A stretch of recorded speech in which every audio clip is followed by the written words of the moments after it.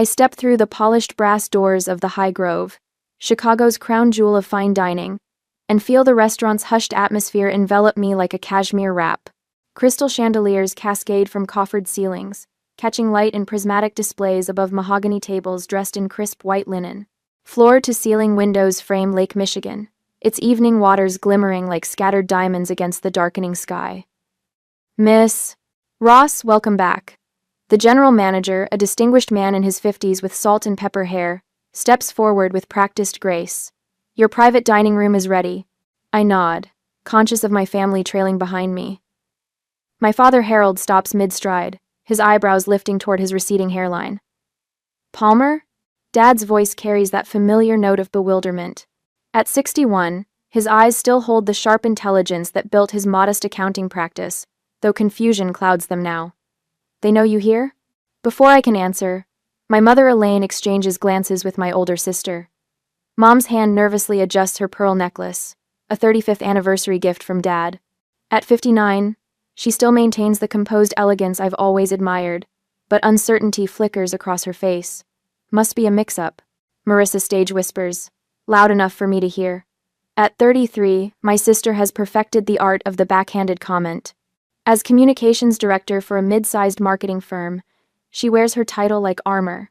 Tonight she's dressed in a designer suit that probably cost a month's rent, or what my family believes is my month's rent. Dylan, my 25-year-old brother, scans the room with the analytical precision fresh MBA graduates often possess, mentally calculating the cost of everything from the imported marble floors to the vintage champagne being poured at a nearby table. This place must clear 7 figures monthly, he murmurs, more to himself than anyone else. Behind them all, Connor, Marissa's husband of 3 years, checks his watch subtly, his eyes lingering a beat too long on the menu prices displayed near the host stand. Right this way, the manager continues, either oblivious to or deliberately ignoring my family's reaction. He leads us through the main dining area, past tables of Chicago's elite sipping wines worth more than what my family thinks I make in a month.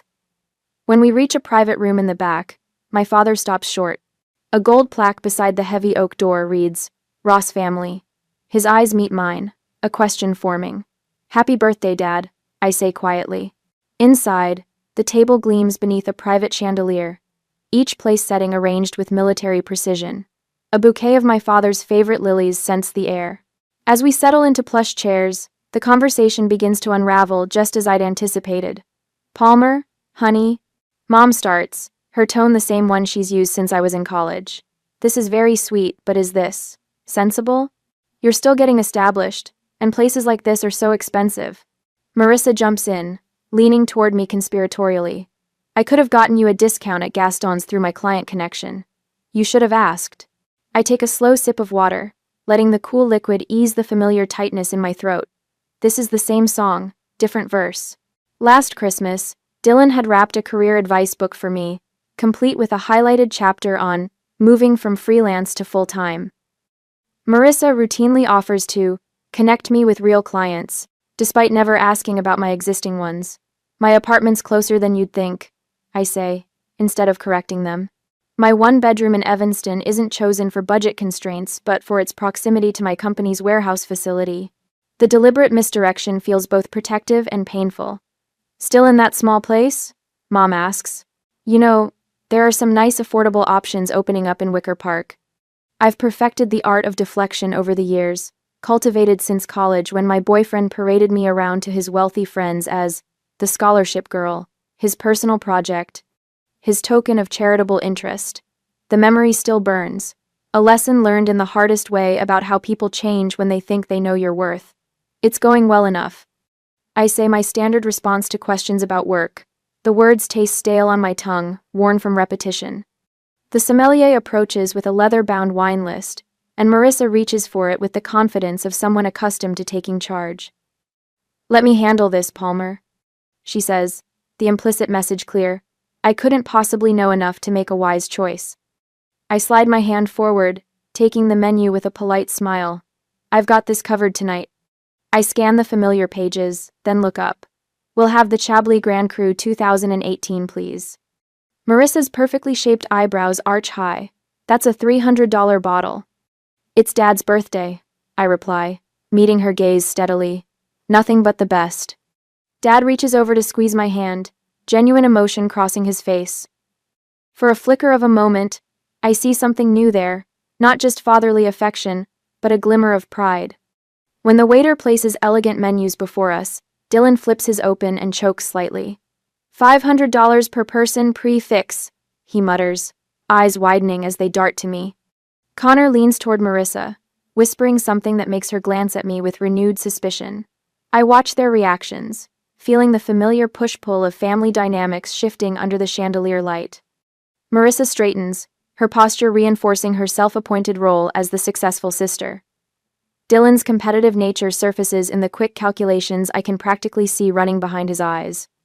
Mom and Dad exchange glances, clearly uncertain about the unfolding dynamic but unwilling to interfere. I take another sip of water and remind myself of what matters. Tonight is about Dad, I say firmly, not about proving anything. But as the first course arrives on hand-painted porcelain plates, I wonder if that's entirely true. 10 minutes later, I excuse myself from the table, my smile firmly in place as I catch the eye of Thomas, our server. I need to speak with the chef about my father's seafood allergy. I explain to my family. I'll be right back. Thomas leads me toward the kitchen, but as we round the corner, his pager buzzes. Excuse me, Miss Ross. I'll tell Chef you're coming. He hurries ahead while I pause to check a text from my office manager. As I slip my phone back into my clutch, voices drift from the dining room. I step closer to the archway, my hand bracing against the cool wall. What is she trying to prove? This place is ridiculous. Marissa's voice, sharp with judgment. Probably maxed out her credit cards. Connor's baritone, always ready to reinforce his wife's opinions. She lives in a one-bedroom in Evanston. Bye. Dylan's laughter cuts through the air. Maybe she's dating the manager. My chest tightens, each word a needle pricking my carefully maintained composure. I've heard variations of these comments for years, but tonight they land differently, harder, clearer, impossible to dismiss as simple misunderstanding.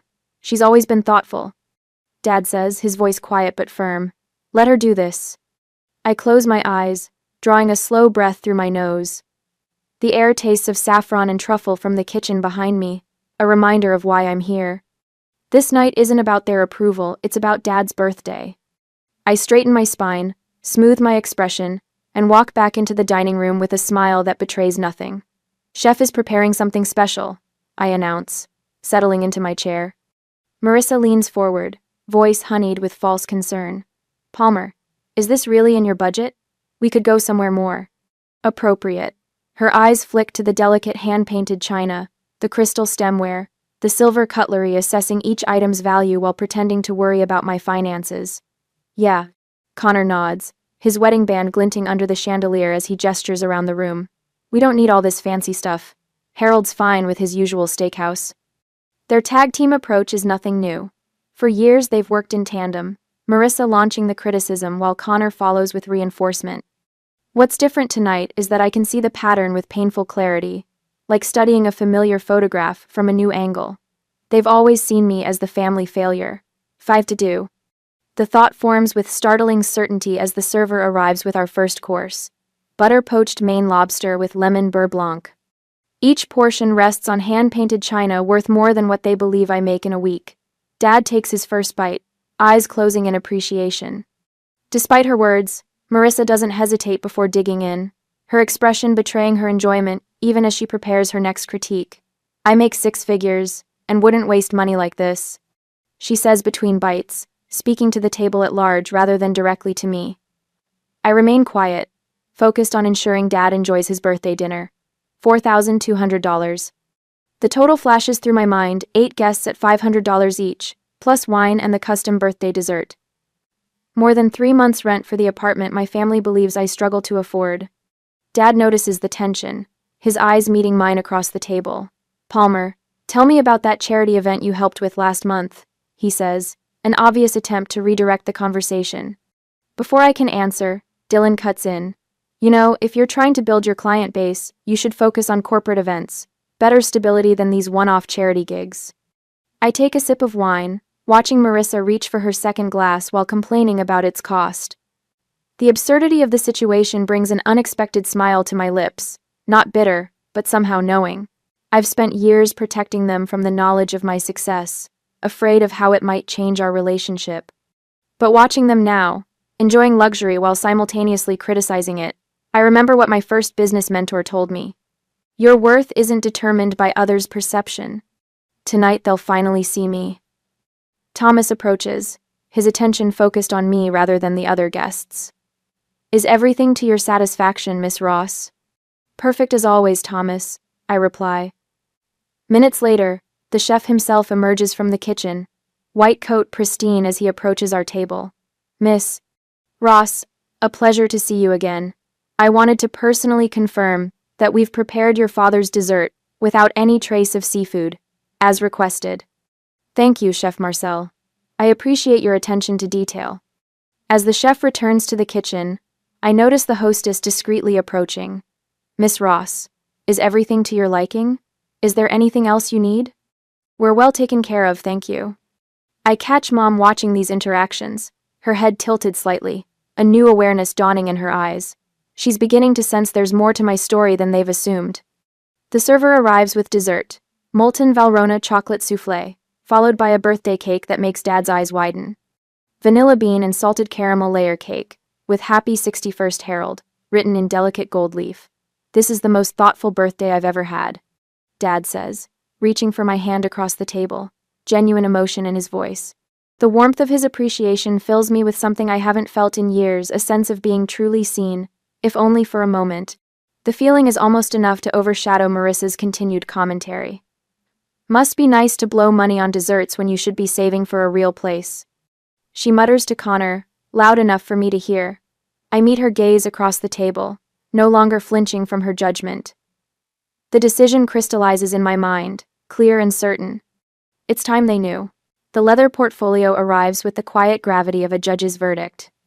Our server Thomas places it precisely between my father and me, a silent acknowledgement that leaves the question of responsibility hanging in the air.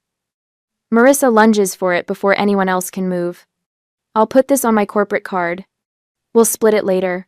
Her tone carries that familiar note of authority, the same one she's used since we were kids playing house and she appointed herself mother. Palmer can cover the tip if that's not too much, Dylan smirks, sliding his water glass between his palms. Despite his fresh MBA and designer watch, my brother still wears the same expression he did at 12 when he'd found a clever way to corner me in a game. Connor leans back in his chair, voice deliberately loud enough for nearby servers to hear. Maybe we should start a collection for Palmer's budget. What's the going rate for freelance party planning these days? Enough for a decent tip? The family tension crackles like static electricity. From nearby tables, diners glance over, their expressions a mixture of discomfort and the particular fascination that comes from witnessing someone else's discomfort. A woman in her 60s catches my eye with a sympathetic wince before quickly looking away. Actually, I say, my voice calm despite the heat rising in my chest, I've got this covered. I've got this covered. My purse sits heavy in my lap, its contents about to change everything. With deliberate slowness, I reach inside and withdraw my wallet. The black metal card feels cool against my fingertips as I place it on the table. The matte black American Express Centurion card catches the light differently than plastic, absorbing rather than reflecting, its titanium weight making a distinctive sound as it connects with the linen tablecloth. Silence drops over our table like a heavy curtain. Is that a fake card from the internet? Marissa asks, her voice pitched higher than normal. Those replicas look so real now. I meet her gaze directly. It's quite real. Thomas approaches, his professional demeanor slipping momentarily when he spots the card. His posture straightens subtly, shoulders pulling back as he collects the portfolio and my card, with a slight bow of his head. Minutes later, he returns with an apologetic expression. I apologize, Miss Ross, but Amex requires additional verification. Marissa's triumphant smirk blooms across her face. See? I knew it was fake. I nod professionally, having anticipated this moment. Of course. It's the first time I've used this card at the High Grove. For transactions exceeding certain thresholds at luxury establishments, American Express Centurion service requires additional security protocols, Thomas explains, his tone formal but respectful, especially for first-time use at a new venue. Marissa leans toward Connor, whispering with theatrical inadequacy. This is so embarrassing for her. The heat in my chest spreads to my face, but I maintain my composure. Please proceed with the verification. Thomas nods and steps away with my card to make the call. The table remains uncomfortably quiet, my family watching me with expressions ranging from skepticism to confusion. Dad shifts in his seat, looking like he wants to say something but can't find the words. Mom studies her hands. Dylan's eyes narrow as he reassesses me, his business school training kicking in as he recalculates whatever mental spreadsheet he keeps about his family members. Thomas returns alongside a woman in a tailored black suit, the cashier from the front of house. "Miss Ross, we're so sorry for the delay," she says, her tone deferential in a way that makes Marissa's eyebrows rise even higher. The Amex voice authorization has been completed.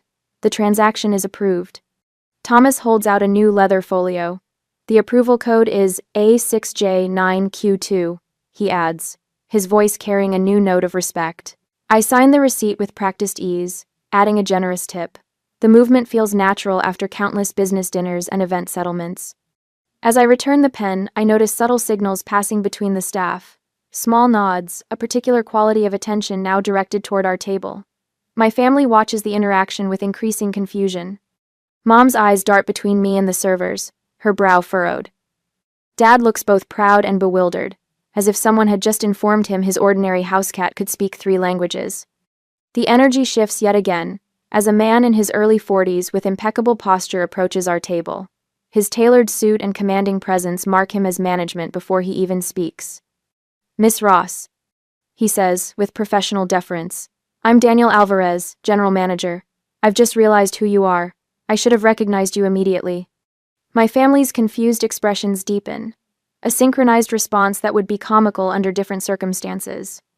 Daniel continues, "Ross Signature Events produced the United Healthcare Gala last month." I offer a modest nod, feeling the weight of 7 pairs of eyes fixed on me.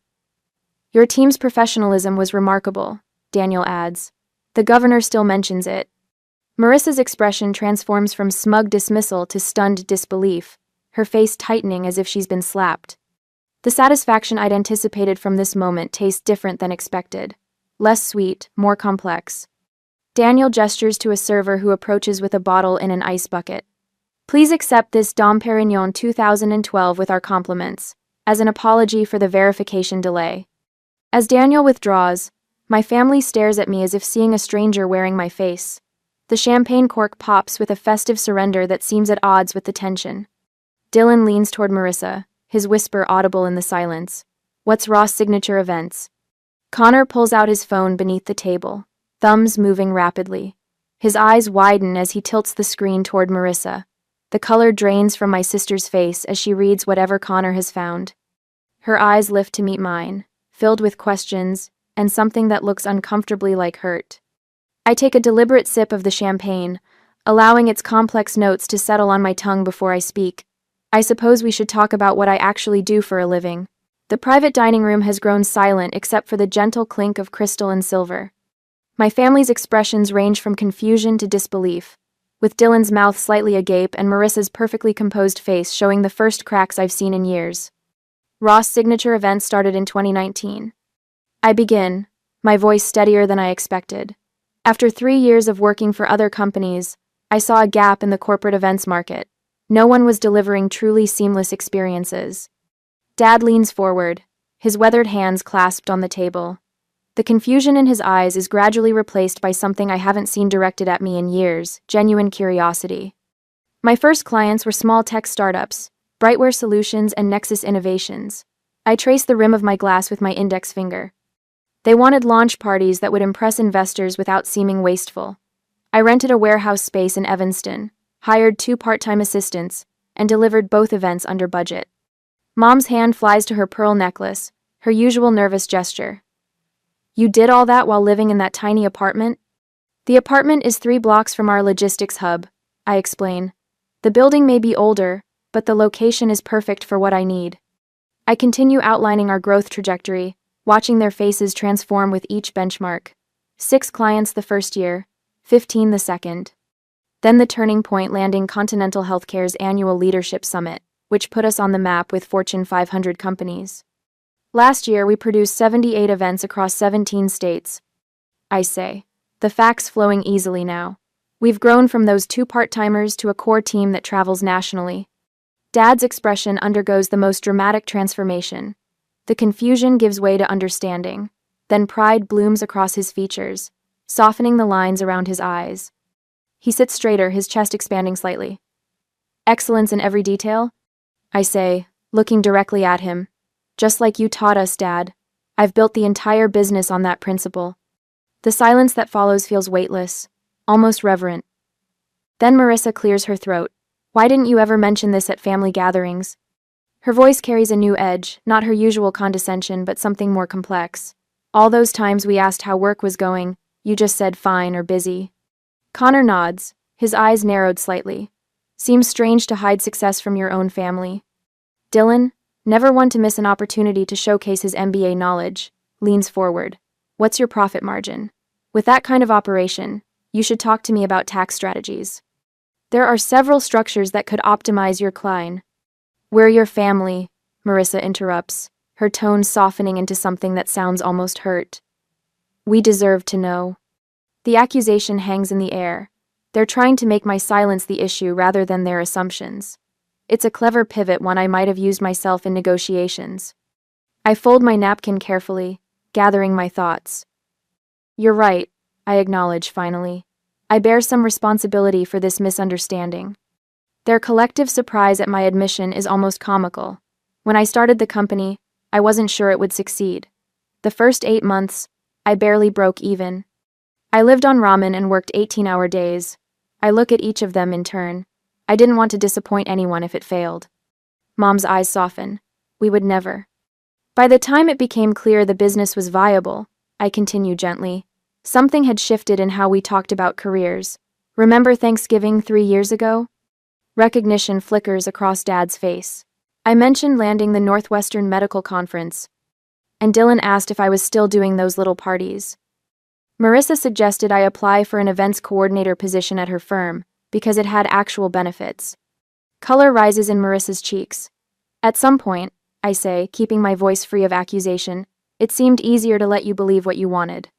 The truth of it settles between us not as a weapon but as a simple fact. Success didn't change me. I add, meeting Marissa's gaze directly. Why would it change how you see me? Marissa's eyes glisten. We were just trying to motivate you. I always knew you had potential, Connor says, though his newly respectful tone contradicts years of dismissive comments. Dylan straightens his tie. With your current scale, you should consider diversifying investments. I could recommend some funds that... The door opens, cutting him off as Daniel Alvarez returns with a bottle of dessert wine.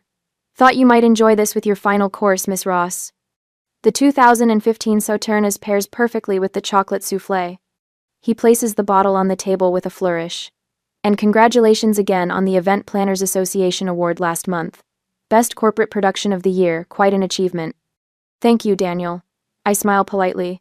And your team has grown so impressively. 50 employees now, correct?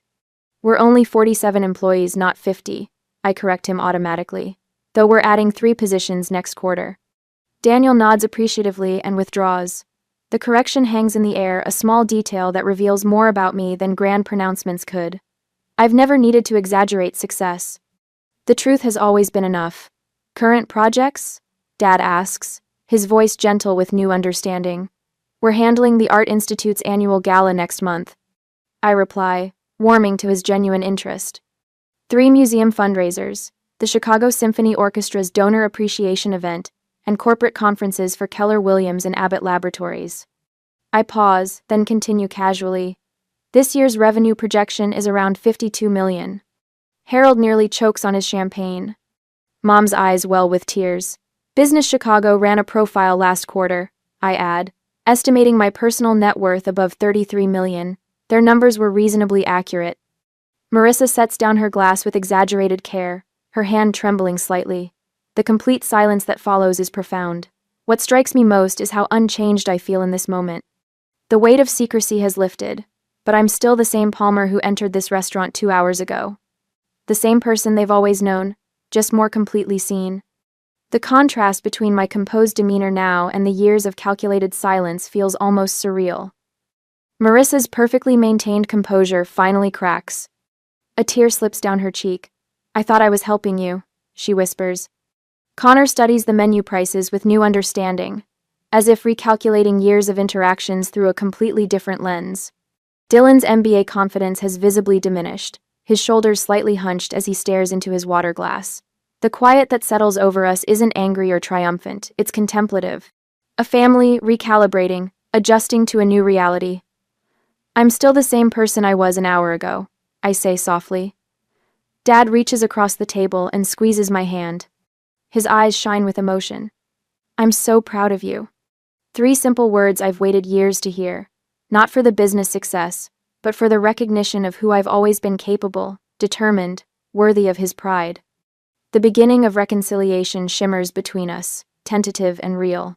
Underneath it all, an awkwardness lingers, the necessary discomfort of authentic connection, replacing comfortable misconceptions. I signal for another round of champagne. We have much more to discuss. I still don't understand why you kept all this hidden from us.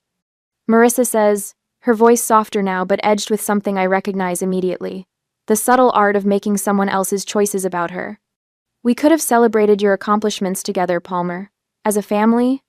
The sommelier refills our champagne glasses. I notice how my sister's fingers trace the delicate stem of her flute, a nervous habit from childhood that appears when she's recalibrating. The family has fallen silent since my revelation, the $33 million figure hanging in the air between us like an uninvited guest. Did you think we couldn't handle it? Dylan leans forward, his MBA confidence returning in small increments. That we wouldn't understand your business world? Connor nods along, his loyalty to Marissa transparent. Do you think you're better than us now? Their questions land like perfect arrows, each one finding the soft spots in my armor. My father watches me carefully, concern replacing the pride I'd seen moments before. My mother's eyes are bright with unshed tears. Palmer. Marissa continues, pressing her advantage when I don't immediately respond. We've always been there for you, always. A pang of doubt catches me off guard. Have I been unfair? The question surfaces unexpectedly, like a bubble rising through still water. For years, I've maintained this careful distance, constructing elaborate barriers around my success. Watching my family enjoy the luxury of this evening while simultaneously being bewildered by it, I wonder if the walls I built were necessary or self-inflicted. The question must show on my face because Marissa reaches across the table, covering my hand with hers. You could have trusted us. I take a breath, finding my center again. The moment of vulnerability passes, replaced by the clear-eyed perspective that built my company. I wanted to be loved for who I am. I say finally, my voice steady, not what I have. Their expressions shift subtly as my words sink in. Junior year of college, I started a small event business out of my dorm room. My roommate Bethany was my biggest supporter until I landed the alumni weekend contract. After that, she'd introduce me as my entrepreneur roommate instead of just Palmer. I swirl the champagne in my glass, watching the bubbles race to the surface. By senior year, she was asking me to invest in her boyfriend's app idea. I tell them about Marcus Wheeler, a client who hired me for his company's product launch. We'd worked together for weeks as equals until his assistant accidentally copied me on an email where he referred to me as the $30 million event planner and instructed his team to give her whatever she wants. The next morning, he couldn't look me in the eye, started agreeing with everything I suggested. I set my glass down carefully. I didn't want that to happen with us. I didn't want our dynamic to change. The irony isn't lost on me that success made me more protective of authentic relationships, not less. That the more I achieved, the more I feared losing the connections that mattered. A silence falls over the table, broken only by the subtle clink of silverware against china from nearby diners. Do you remember last Christmas? I ask, my voice quiet but clear. When I mentioned expanding into the corporate retreat market? Marissa's cheeks flush slightly. You called it my little hobby and asked if I'd considered going back to school. The words aren't delivered with anger, just precision. And Thanksgiving before that, Dylan offered to send me job listings from his alumni network. Said it was time I found something with stability. Dylan studies the tablecloth, his fingers tracing the edge of his napkin. When I moved to Evanston, Connor joked that I couldn't afford a real Chicago address. I turned to my brother-in-law, whose discomfort is visible now. At Dad's birthday last year, you asked if I needed help with my student loans. Each example lands with quiet impact. I'm not raising my voice, not accusing, simply reflecting back their own words, now cast in a different light. The apartment jokes, the career advice books, the networking offers with real businesses. I look around the table, meeting each pair of eyes in turn. You decided who I was without ever really asking. The weight of recognition settles over them. Not the recognition of my success, but of their assumptions. Mom breaks the silence first, her voice thick with emotion. We failed you. Dad reaches for her hand, then looks at me. We never really asked about your work, did we? Not properly. To my surprise, Marissa's eyes are wet, but these tears seem different from her earlier calculation. I used to be jealous of how free you seemed, she admits. While I was climbing corporate ladders and proving myself, you seemed so unconcerned with status. Now I understand why. She wipes at a tear. I'm not jealous anymore, I'm just proud. Dylan clears his throat. I never gave you the respect you deserved, I thought. He stops, restarts. I assumed success looked like my path. I never considered you were already there. We all played our parts in this. I offer, feeling the family dynamics shift and resettle like sand after a wave. I could have been more forthcoming, but I needed to know you saw me, not my bank account. The transformation is visible: respect without distance, pride without patronizing. The power balance settles into something healthier, something that feels like truth. I should tell you about my current project. I say, a smile forming. Next month, I'll produce your 36th anniversary celebration, the most important event of my year. Dad's eyes widen, then crinkle with emotion. Don't overdo it, Palmer, he jokes, his voice rough.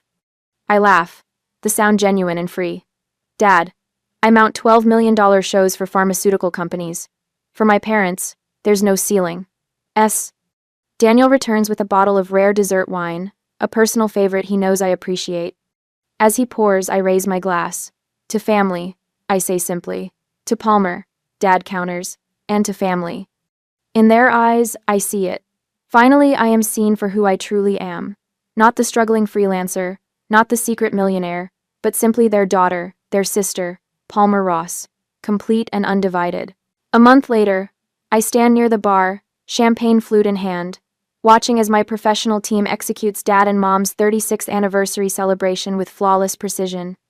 The historic Chicago venue, a renovated 1,920 seconds, theater with soaring gilt ceilings and original Art Deco fixtures, glows in amber light that catches the crystal and silver adorning each table.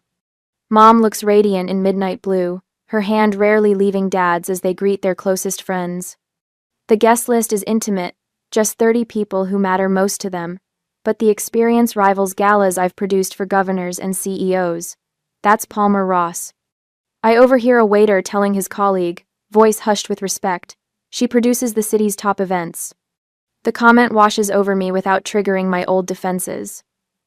1 month ago, those words would have sent me scanning the room to see if my family had heard, calculating how to minimize the moment. Tonight, I simply smile. Marissa approaches, carrying 2 dessert plates. Tried the chocolate thing yet? It's insane. She hands me one, then gestures toward Mom and Dad. They look happy. They do. I take the plate, noting how naturally Marissa has stepped into helping tonight rather than competing.